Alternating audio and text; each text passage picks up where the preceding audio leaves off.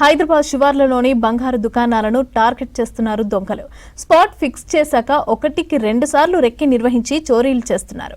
ఇటీవల కీసరాలో బంగారు షాప్లో దోపిడీ ఇందుకు నిదర్శనం. ఇక ఈ కేసును ఛేదించి 5 నిందితులను రిమాండ్కి తరలించారు పోలీసులు.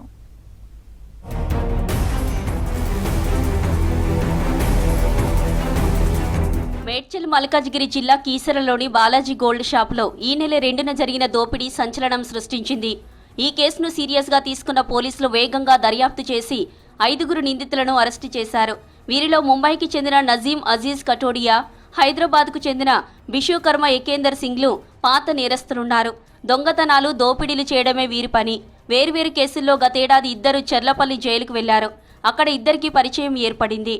అక్టోబర్లో ఎకేందర్ సింగ్, నవంబర్లో నజీం అజీజ్ కటోడియా జైలు నుంచి బయటకు వచ్చారు. ఈజీ మనీ కోసం దొంగతనాలు చేయాలని ప్లాన్ చేశారు. గోల్డ్ షాప్లో దోపిడీకి నిర్ణయం తీసుకొని 20 రోజుల పాటు జ్యువెలరీ షాప్ కోసం గాలించారు. చివరకు కీసర నాగారంలోని సత్యనారాయణ కాలనీలో ఉన్న బాలాజీ నగల దుకాణం చోరీకి అనువుగా ఉంటుందని భావించి ఎంపిక చేసి ప్లాన్ ఎగ్జిక్యూట్ చేశారు. ఎకేందర్ సింగ్ కు పరిచయం ఉన్న వాళ్ళు అదే కాలనీలో ఉంటారు. సో వీళ్ళు ఏంటంటే అఫెన్స్ కంటే ముందు గోల్డ్ షాప్లోకి ఎంటర్ అయ్యి కొంచెం అటెన్షన్ డైవర్ట్ చేస్తారు షాప్ ఓనర్ది. అదర్వైజ్ ఇంకెవరైనా క్రౌడ్ ఉంటే కూడా వీళ్ళకి ఇన్ఫార్మ్ చేయాలి. సో దట్ ఏంటంటే ఎవరు లేనప్పుడు వీళ్ళు వెళ్ళి అఫెన్స్ చేసుకోవడానికి ఈజీగా ఉంటుంది అని చెప్పేసి వీళ్ళకు కూడా దోపిడీ తర్వాత వచ్చే డబ్బులో వాటా ఇస్తామని చెప్పడం జరిగింది.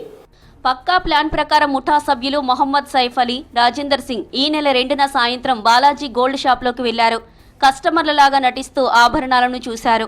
షాప్లో వ్యాపారి ఒక్కడే ఉండడంతో పరిస్థితి అనుకూలంగా ఉందని ముఠా సభ్యులకు సంకేతం ఇచ్చారు.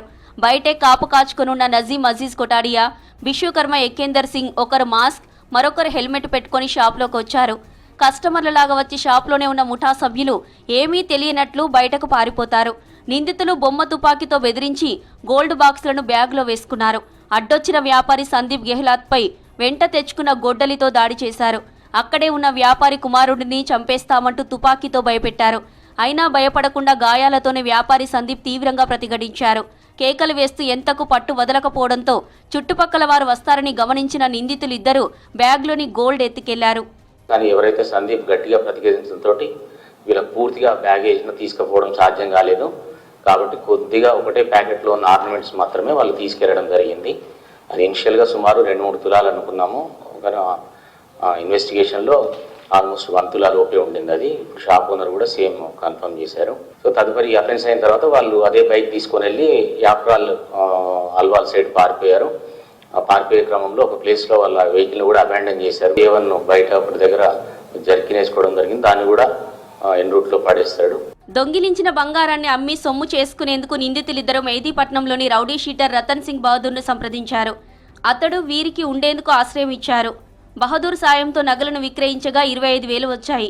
కేసు దర్యాప్తు చేసిన పోలీసులు 5 నిందితులను అరెస్టు చేశారు.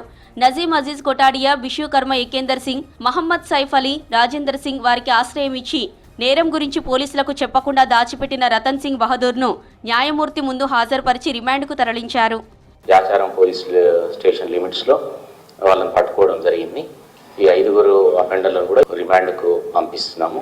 A3, A4, A2 యొక్క ఫ్రెండ్స్ అండి. ఒక A1 మీద పీడీ యాక్ట్ ఉంది. పీడీ యాక్ట్ మీద పనిష్మెంట్ అయిన తర్వాతనే ఇతను మళ్ళీ బయటకు వచ్చాడు. నవంబర్ 8కు వీళ్ళు బయటకు రావడం, 1 అక్టోబర్లో ఎకేందర్ సింగ్ బయటకు వచ్చిండు.